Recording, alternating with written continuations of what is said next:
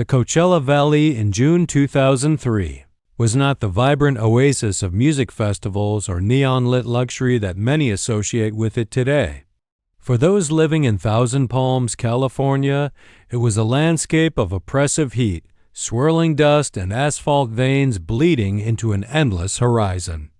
Here, amidst the transient hum of truck stops and the skeletal remains of industrial zones, life moved with a slow, harsh rhythm. It is within this theater of isolation that the story of Christina Ann Batten begins, a narrative that more than 2 decades later remains a haunting silhouette in the archives of American cold cases.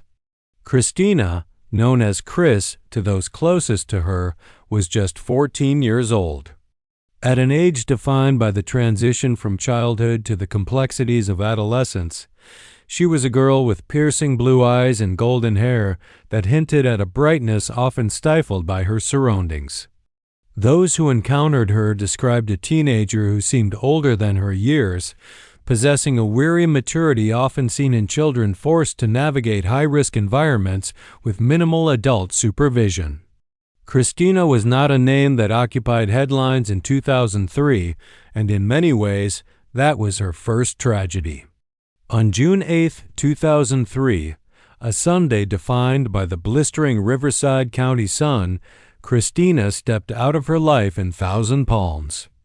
There was no dramatic confrontation overheard by neighbors, no frantic struggle captured on a grainy security feed, and no desperate note left on a kitchen table. She simply subtracted herself from the world. As the sun dipped behind the arid San Jacinto Mountains, her absence stretched from hours into days, sowing a seed of quiet dread in the few who noticed she was gone. To the authorities of the era, a 14-year-old girl missing from a marginalized community was often reflexively labeled a runaway.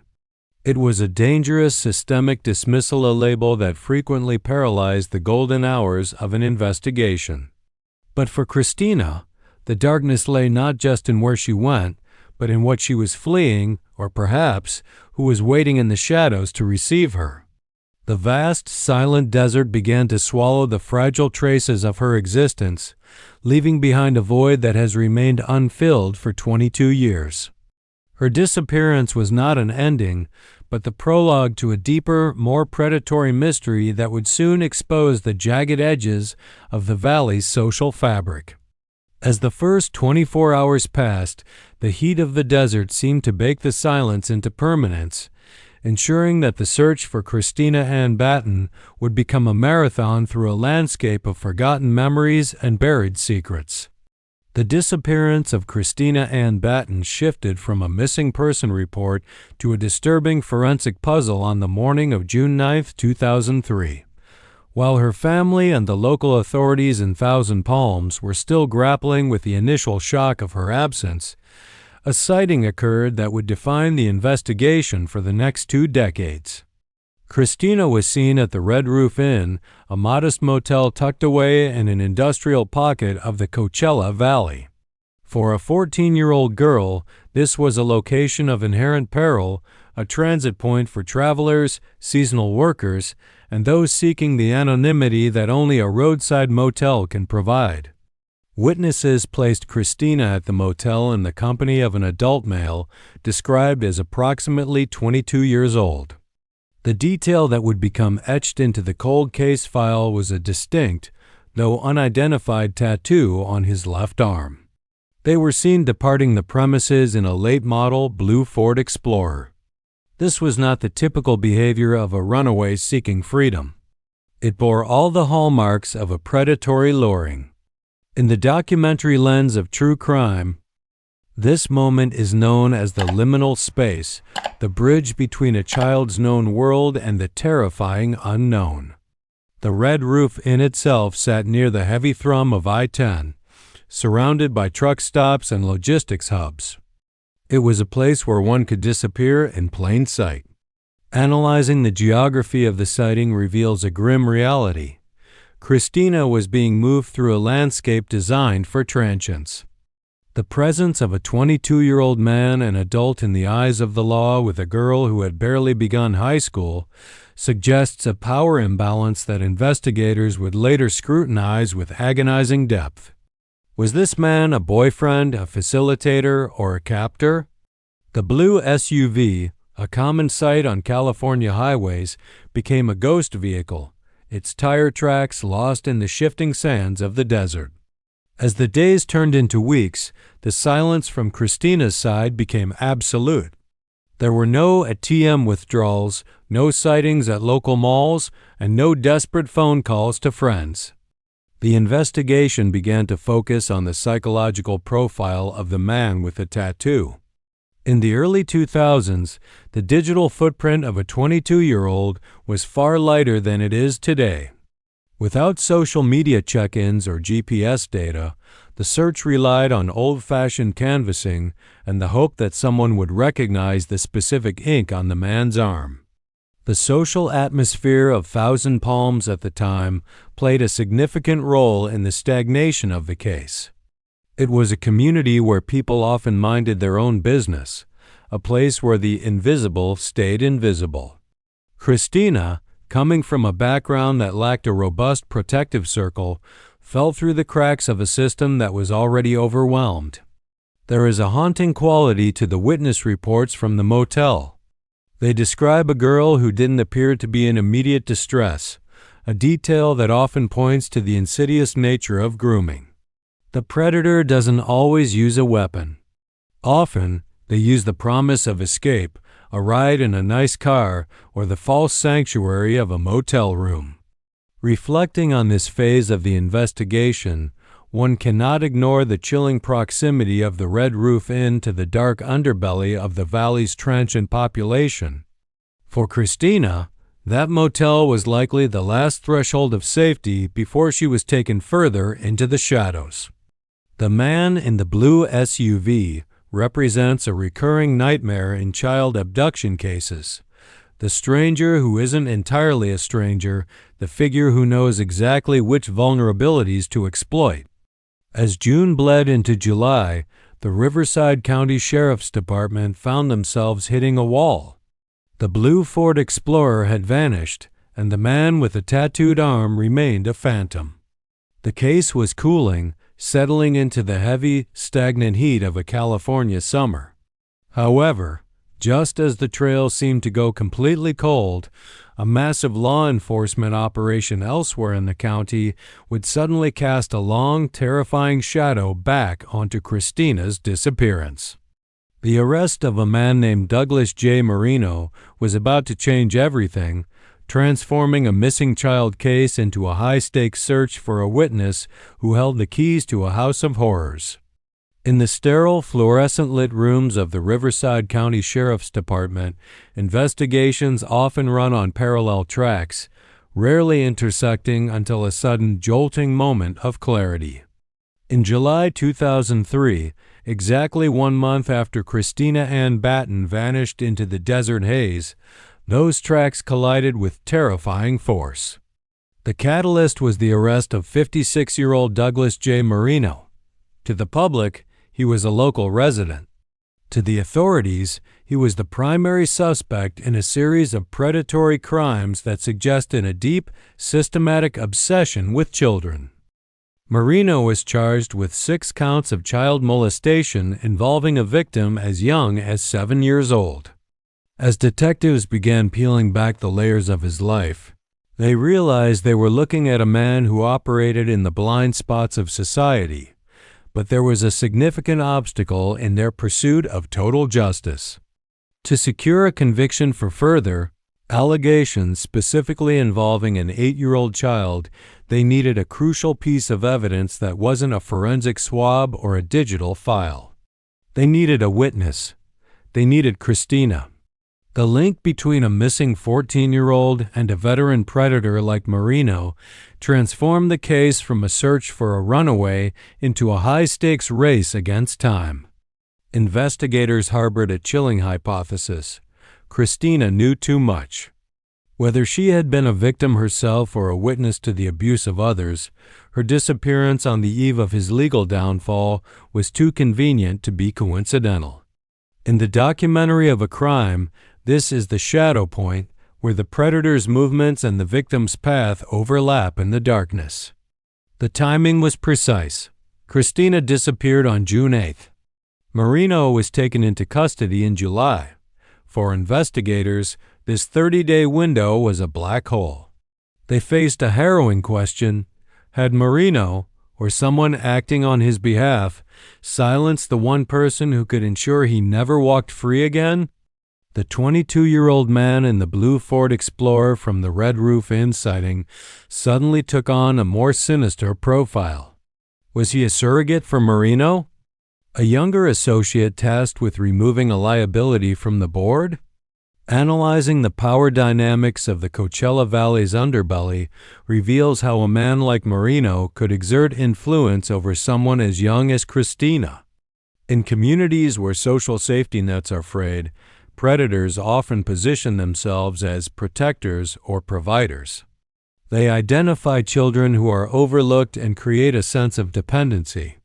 If Christina had been drawn into Marino's orbit, her presence at a motel with a younger man might not have been a teenage rebellion, but a controlled relocation, a way to keep a vital witness off the grid while the legal heat intensified.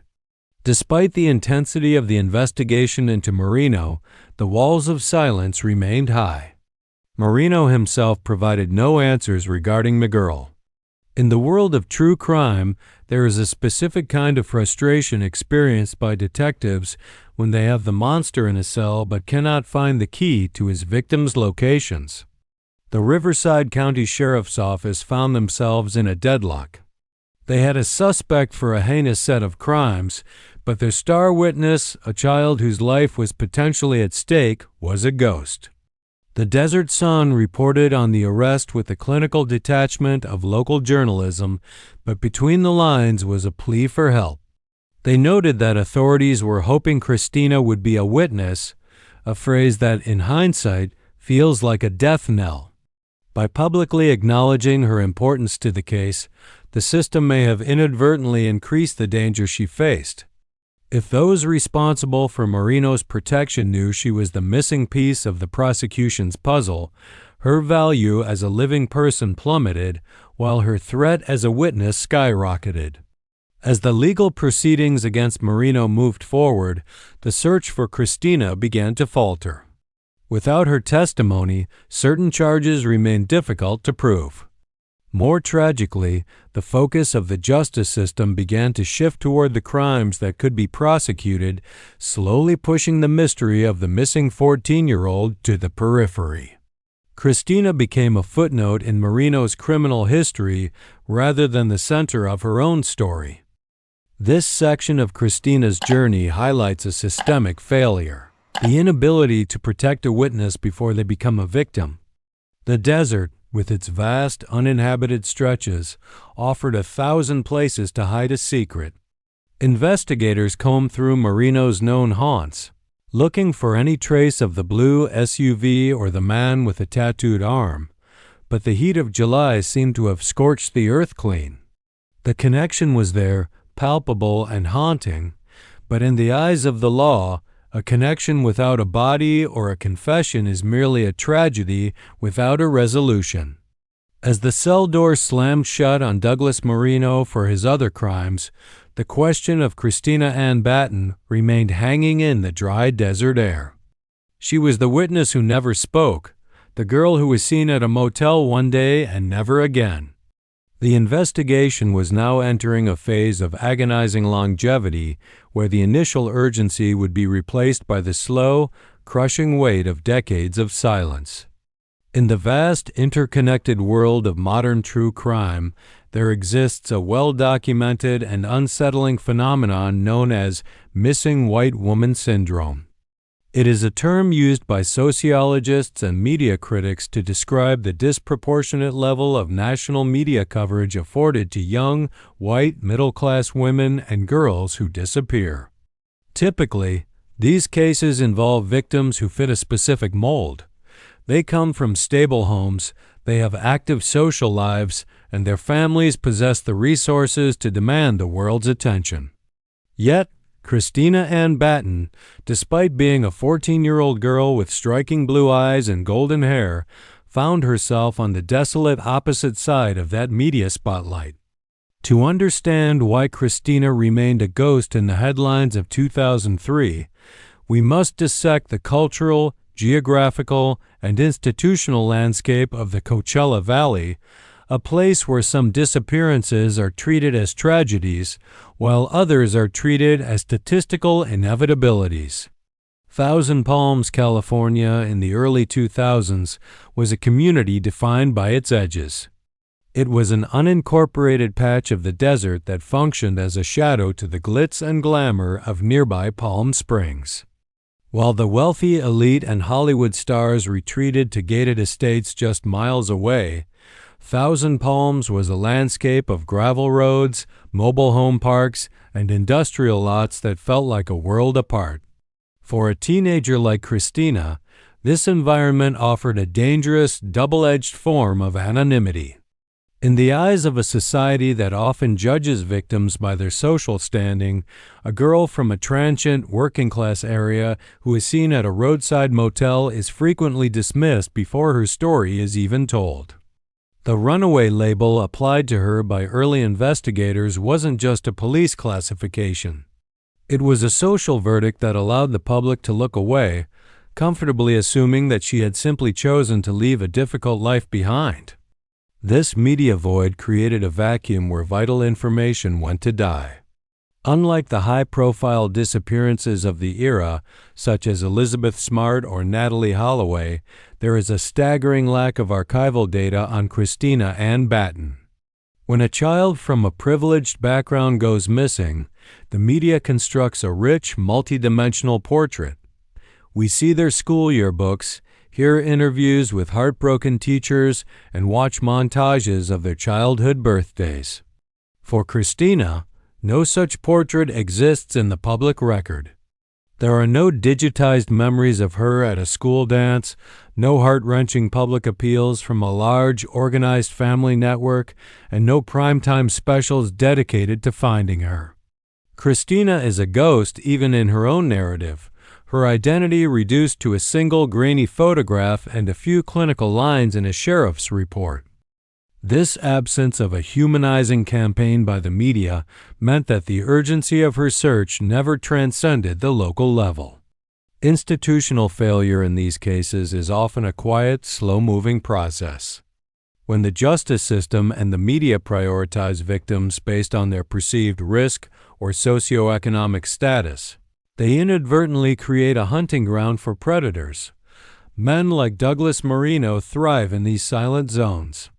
They are acutely aware that a child from a marginalized background, one who might be struggling with family issues or lack robust adult supervision, can be taken without the world coming to a standstill.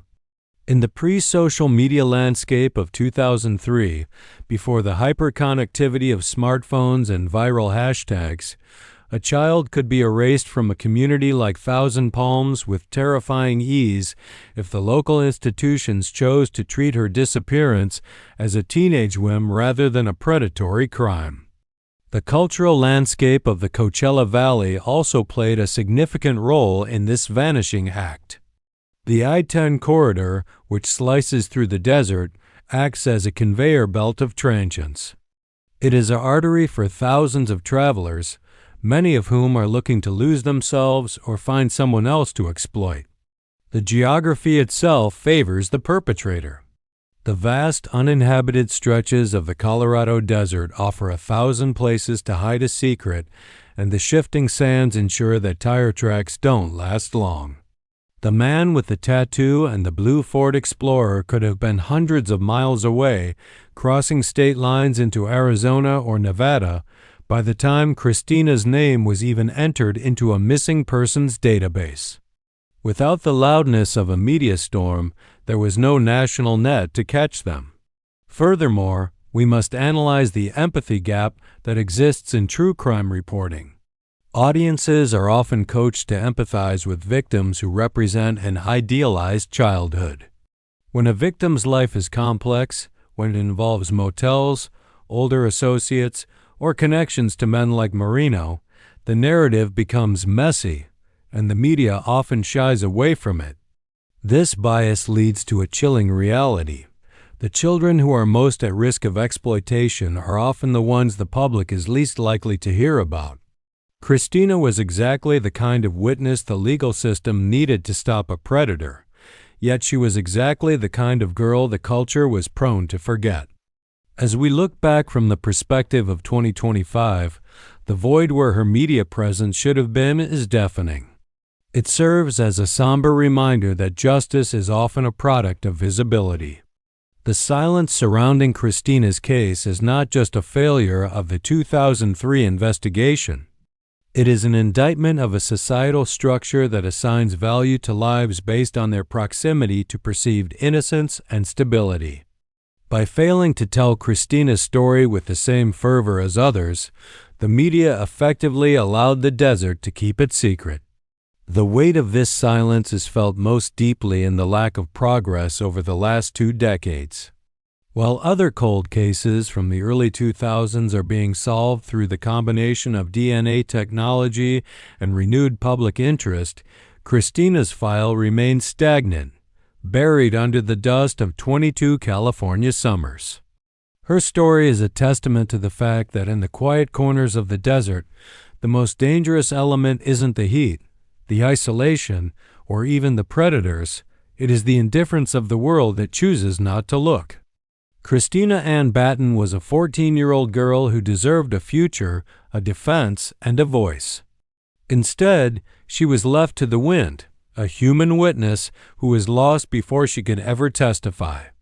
The passage of time in a missing persons case is not merely a chronological sequence. It is a physical weight that settles over a community, a family, and a police file. As the weeks of 2003 bled into months, and the months into years, the investigation into the disappearance of Christina Ann Batten began to undergo a somber transformation. It shifted from the frantic, adrenaline-fueled pace of an active search to the slow, agonizing endurance of a cold case. In the Coachella Valley, where the wind constantly reshapes the dunes and the sun bleaches everything it touches, the memory of a 14-year-old girl with blue eyes began to fade from the public consciousness, even as it remained a searing, unresolved wound for those left behind. By the mid-2010s, the world Christina had left behind was unrecognizable. The Red Roof Inn in Thousand Palms, once the site of her last known footprint, had permanently shuttered its doors, its rooms standing as hollow monuments to a June morning that changed everything. The late-model blue Ford Explorer, once a vital lead, had likely been scrapped or sold through a dozen owners, its interior scrubbed of any DNA or physical evidence it might have once held. Yet, within the Riverside County Sheriff's Department, Christina's folder remained open, a thin collection of papers in a sea of thousands, representing a life that was effectively paused at the age of 14. Analyzing the weight of decades requires us to look at the psychological toll of ambiguous loss. For the loved ones of the missing, there is no funeral, no headstone, and no finality. In 2025, Christina would be 37 years old. This realization is a haunting cornerstone of the documentary narrative, the empty chair at family gatherings that the public never sees. We are forced to imagine the life she should have lived, the career she might have chosen, the family she might have started, and the woman she would have become. Instead, she remains frozen in time, a child perpetually on the verge of womanhood, trapped in the amber of a 2003 police report. The modern perspective on Christina's case is heavily influenced by the evolution of forensic science and digital investigation. Today's cold case units operate with tools that were science fiction in 2003. Genetic genealogy, the very technology that solved the Golden State Killer case and identified the boy in the box, offers a glimmer of hope. However, for these tools to work, there must be biological material to test. In Christina's case, the lack of a crime scene, no struggle, no blood, no discarded clothing means that investigators are often hunting for ghosts in a vacuum. They are forced to rely on the persistence of memory rather than the persistence of DNA. One of the most profound shifts in the modern era is the rise of the citizen detective. On internet forums like WebSleuths and Reddit, Christina's name occasionally resurfaces, discussed by people who never met her but are haunted by the specific details of her disappearance. They dissect the connection to Douglas Marino with surgical precision, questioning why a 56-year-old predator was allowed to operate in such proximity to a vulnerable child.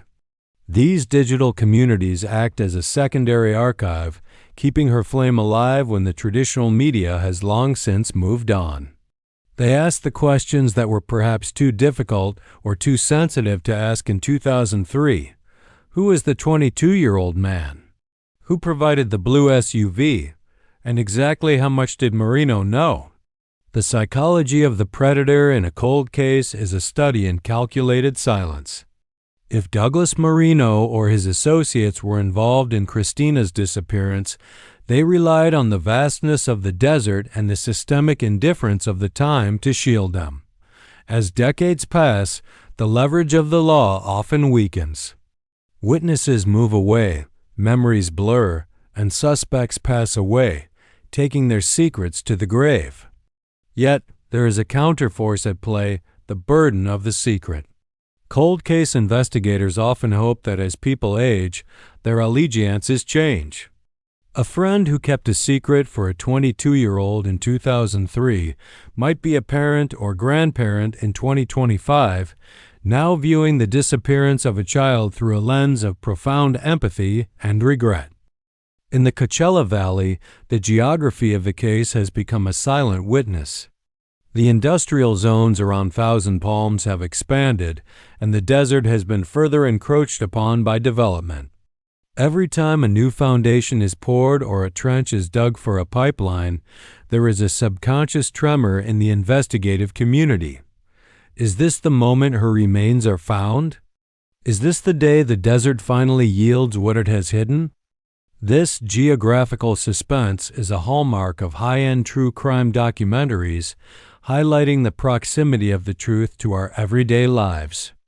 Reflecting on the modern state of the case, we see a shift toward behavioral analysis. Investigators now look at the 2003 sighting at the Red Roof Inn not just as a location, but as a behavioral red flag. A 22-year-old man taking a 14-year-old to a motel is a specific type of criminal signature. It suggests a level of premeditation and control. By mapping these behaviors against other crimes in the region from that era, police hope to find a pattern that was missed in the initial chaos. They are looking for the echoes of a predator who might have struck before or after Christina. The longevity of Christina's case also brings into focus the ethics of the wait. How long does a community owe a missing child its attention? The answer, in a humanitarian sense, is forever. To stop looking is to validate the predator's success. As we move further into the 2020s, the search for Christina Ann Batten has become a moral crusade, a refusal to let a young life be treated as a clerical error. The weight of these 22 years is heavy, but it also carries the momentum of 1,000 unasked questions. Ultimately, the modern perspective is one of calculated hope. It is the belief that the answer isn't buried in the sand, but in a mind somewhere. Somewhere, perhaps still in California or perhaps thousands of miles away, is a man with a tattoo on his left arm who remembers a blue Ford Explorer and a girl with blue eyes. And as the decades press down, the goal of the documentary and of the justice system is to make that memory too heavy to carry any longer. Christina Ann Batten is not just a missing person. She is a test of our collective memory and our commitment to the idea that no child is truly invisible. The resolution of a case like that of Christina Ann Batten is rarely a single, explosive moment of discovery. Instead, it is a slow, agonizing erosion of silence. In the decades since that blistering June in 2003, the disappearance has settled into the bedrock of the Coachella Valley, becoming part of the local lore, a cautionary tale whispered in the trailer parks of Thousand Palms and debated in the sterile hallways of the Riverside County Sheriff's Department. The long-term impact of Christina's absence is not measured in headlines or statues, but in the hollow spaces she left behind. The family that grew old without her, the friends who carry the guilt of not knowing more, and a justice system that was forced to admit its own limitations in the face of a predatory shadow. The trauma of an unsolved disappearance is a unique form of psychological torment known as ambiguous loss. Unlike a death, where there is a ritual of mourning and a physical place to visit, Christina's case offers no such closure. For those who loved her, the world remains in a state of permanent suspense. Every time a new Jane Doe is discovered in the California desert, or a cold case is solved using modern technology, a tremor of hope and dread ripples through her remaining social circle. This state of constant vigilance is exhausting. It is a life lived in the waiting room of the soul. The community of Thousand Palms, too, carries a collective weight. In a small town, the knowledge that a 14-year-old can simply vanish into a blue SUV and never be heard from again fundamentally alters the sense of security. It changes how parents look at their children and how neighbors look at strangers at the local gas station. The logic of the investigation now rests on a few jagged pieces of evidence that refuse to smooth over with time. There is the 22-year-old man, a figure who exists only in the grainy memories of witnesses from the Red Roof Inn. In 2003, he was a young man at the height of his physical presence. Today, he would be in his mid-40s. Somewhere he has a life, perhaps a job, a family, or a home, and he carries the secret of that day on his left arm, literally etched into his skin in the form of a tattoo. This man is the missing link to Douglas Marino, the bridge between a child's disappearance and a predator's protection. Investigators remain convinced that the key to Christina's fate lies in identifying this associate. The blue Ford Explorer, too, remains a spectral presence. In the early 2000s, it was one of the most popular vehicles on the road, a detail that allowed it to blend into the desert landscape. But even a car eventually leaves a paper trail, and cold case detectives continue to cross-reference historical registration data with the names of Marino's known associates.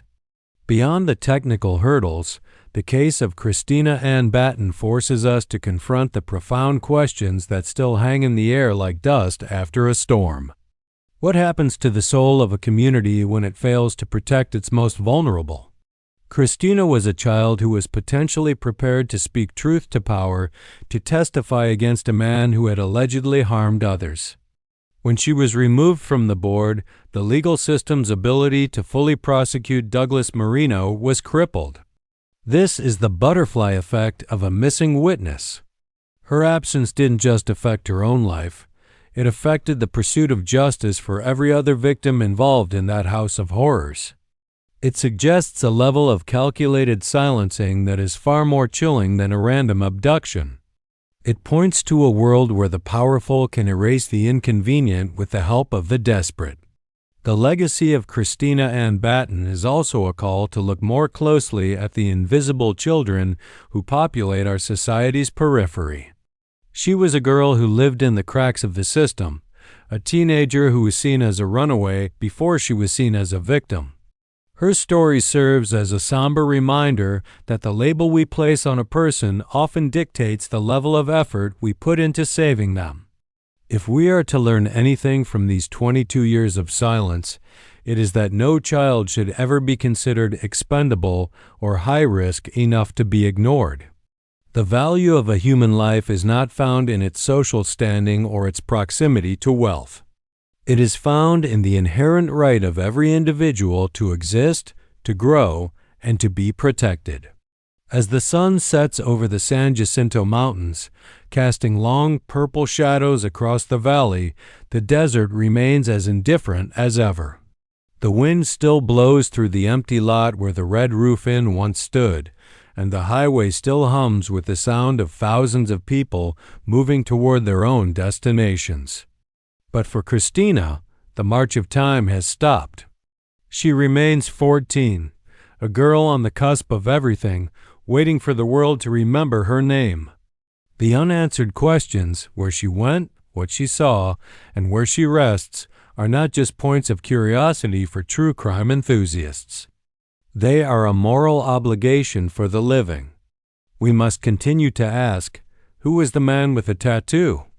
Where is the blue Ford Explorer? And most importantly, where is Christina? To stop asking is to let the silence win.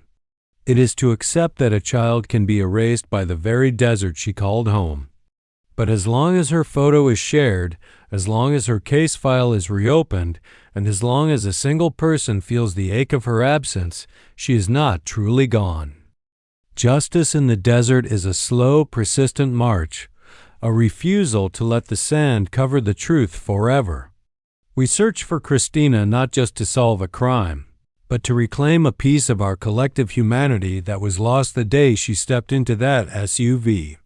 If you lived in or traveled through Thousand Palms, California in June 2003, or if you recognize the description of a man who was then about 22 years old with a tattoo on his left arm, your information could be the final piece of this tragic puzzle. Even a detail that seemed insignificant 2 decades ago, a name, a conversation, a sighting of a blue Ford Explorer, could be the key to bringing Christina Ann Batten home. The Riverside County Sheriff's Office remains dedicated to this case, and they can be reached at 760-8-363-215. The time for silence has passed. The time for the truth has arrived. In the end, Christina's story is a testament to the fact that memory is a form of resistance. By refusing to forget her, we resist the predator's goal of erasure. We acknowledge that she was here, that she mattered, and that she is still worth looking for. The desert may be vast and the years may be many, but the search for Christina Ann Batten continues, a steady flame of hope in the heart of the California SMC. Her voice, though silenced in 2003, still speaks through the persistence of those who refuse to let her story end in a question mark.